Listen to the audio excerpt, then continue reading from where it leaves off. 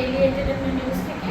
আজকে আমার সাথে যে আছে সবাই দেখতে পাচ্ছেন, সবাই চেনেন অবশ্যই, চৈতালি। চৈতালির সাথে আজ একটু গল্প করবো। আর চৈতালির খুব তাড়াতাড়ি আসছে একটা সিনেমা, আমি যখন হেমা মালিনী 12 তারিখেই আসছে, সেটা নিয়ে একটু গল্প করবো। চৈতালি, ওয়েলকাম ডেইলি এন্টারটেইনমেন্ট নিউজে। খুব তাড়াতাড়ি আসছে তোমাদের সবার সিনেমা, আমি হেমা মালিনী। তো হেমা মালিনী মানে তোমার কাছে কি? মালিনী মানে অবশ্যই আমার কাছে অভিনেত্রী হেমা মালিনীর কথাই প্রথমে মাথায় আসে, ড্রিম গার্ল। কিন্তু এইখানে আমি যখন হেমা মালিনী, এটা তো কোনো বায়োপিক নয়, হেমা মালিনীর বায়োপিক নয়। সুতরাং এইখানে হেমা মালিনীটা আসছে একটা সিম্বল হিসেবে, একটা মেটাফর হিসেবে, যেটা মানে হচ্ছে সৌন্দর্য, সেটা ভেতরের সৌন্দর্য অবশ্যই, বা যেটা আমরা করতে চাই কিন্তু করতে পারি না, এইরকম একটা সৌন্দর্যের কথা, আর না পাওয়া, আর মানে যেটা সহজে পাওয়া যায় না, আনঅ্যাটেনেবল, সেটাই হেমা মালিনী। এরকম নানানভাবে হেমা মালিনীর মানেটা প্রকাশিত হয়েছে ছবিতে, নানান চরিত্রের মাধ্যমে, নানান মানে সমাজের নানান অ্যাঙ্গেল থেকে এটা গল্পটা তৈরি হয়েছে। ইতিমধ্যে তো ট্রেলারটা বেশ কদিন আগে বেরিয়ে গেছে, মুক্তি পেয়ে গেছে। তো সেখানে তোমার চরিত্রে কিছুটা আজ পাওয়া গেছে। তারপরেও জিজ্ঞেস করবো তোমাকে আমরা কিভাবে পাচ্ছি ছবি। আমি এখানে অ্যাকচুয়ালি আমার চরিত্রটা চিরঞ্জিত তার স্ত্রী ভূমিকায় অভিনয় করছি আমি।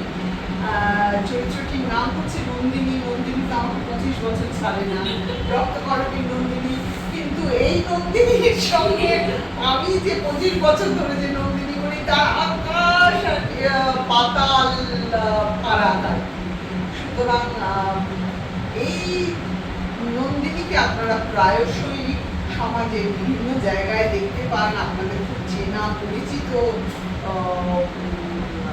এই চরিত্র।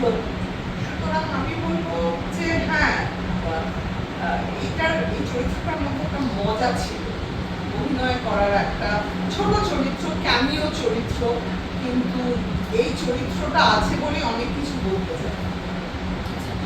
বললো চিরঞ্জিতদার ওয়াইফের চরিত্র তোমাকে দেখতে পাওয়া যাচ্ছে। চিরঞ্জিতদার সাথে কাজের অভিজ্ঞতা? চিরঞ্জিতদার সাথে আমি প্রথম, আমার বড় হওয়ার পরে আমার প্রথম ছবি নবাগতা চৈতি ঘোষালী হিসেবে, তোমার রক্তে আমার সোহাগ, মানে স্কুলে পড়তাম তখন, প্রথম ছবি আমার। সেখানে চিরঞ্জিতদার আমার হিরো ছিল, প্রথমে চিরঞ্জিতদা, তারপর তাপস পাল, খুবই হিট ছবি। দেবশ্রী রায় প্রধান নায়িকা ছিলেন, আমি নতুন নায়িকা তখন। তারপরে চিরঞ্জিতদার সঙ্গে আমার বিভিন্নভাবে দেখা হয়েছে। আমার চিরঞ্জিতদাকে ভীষণ সেন্সিটিভ, বুদ্ধিমান একজন মানুষ বলে মনে হয়, খুব ভালো অ্যাক্টর, শিক্ষিত, মার্জিত। আর এবারে চিরঞ্জিতদার সঙ্গে আমার অভিনয়ে করতে আমার খুব মজা লেগেছে, একটা মেচিওর চরিত্র। চিরঞ্জিতা এই ছবিটা খুব ভালো হয়েছে। চিরঞ্জিতার লুকটা ইজ ভেরি ভেরি জাসিং, দারুণ লেগেছে। একদম। একটু বাইরে নিয়ে প্রশ্ন করি, তোমাকে আমরা ছোটবেলা থেকে, মানে আমার ছোটবেলা থেকে দেখতে আসে, তোমাকে ধারাবাহিক দেখেছি, সিনেমা দেখেছি, কিন্তু মাঝে তোমাকে বেশ অনেকদিন দেখা যায়। আচ্ছা, তো সে সময় কি তুমি বেছে বেছে কাজ করছি? আমি তো বরাবরই বেছে বেছে কাজ করি, যা পাতে আসে সবই আমি খাবো। আমি মিষ্টি খেতে ভালোবাসি, আমি ভেজিটেবল চপ খেয়ে দিলাম, ওরকম আমি নই। আমি বেছে বেছে কাজ করতেই ভালোবাসি, আমার যে কাজ করতে ভালো লাগে না আমি সে কাজ করবো।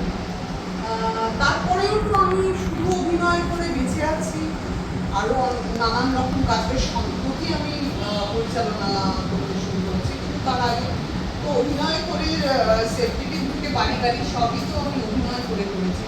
সুতরাং যে একটা বাঁচতে পেরেছি তা নয়, কিন্তু আমার খুব একটা কিন্তু গ্যাপ নয়। আমার মনে হয় তুমি ধারাবাহিকে আমাকে অনেকদিন দেখো, ধারাবাহিকে আমি তার কারণ এই বছর আমি ধারাবাহিক করিনি, তার কারণ আমার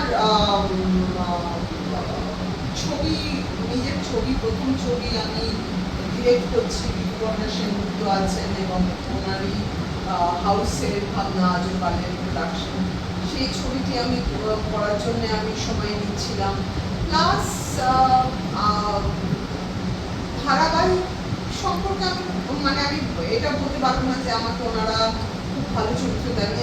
আমি এখনো অব্দি টেলিভিশনের খুবই ভালো ভালো চরিত্রে সুযোগ দিয়েছেন, মানুষের ভালো লেগেছে, ভালোবেসেছে, কিন্তু সেই রকম চরিত্র না হলে করার মানে কোনো মানে হয় না। যতক্ষণ ধরে আটকে থাকে, আর আমি যে কোনো কাজ না খুব মন দিয়ে করতে ভালোবাসি, আমি টেলিভিশনে যখন করবো আমি টেলিভিশনকে খুব সম্মান করি, সুতরাং ওই আর কি রোজ হরপাক্কা মারতে আমি করতে পারি।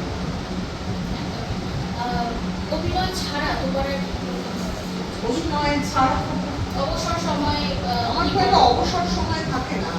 আমি নয় যদি আমি নিজেকে ব্যস্ত রাখতে জানি, সবসময় তো অভিনেতারা মানে আমার যেটা মনে হয় যে আমার আরো অনেক ছবি করতে পারতাম, কিন্তু সেই ছবির অফার যদি আমার কাছে না আসে, যে চরিত্রে আমার ভালো লাগবে বা তাদের ভালো লাগবে, দুজনের মিলটা না হলে তো হয় না।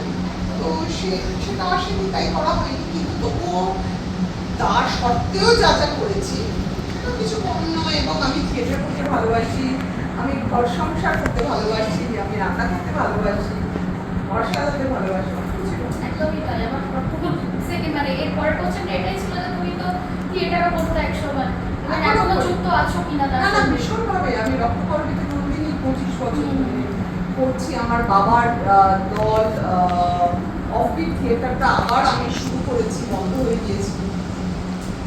আচ্ছা, পুজোতে কি প্ল্যান করছো?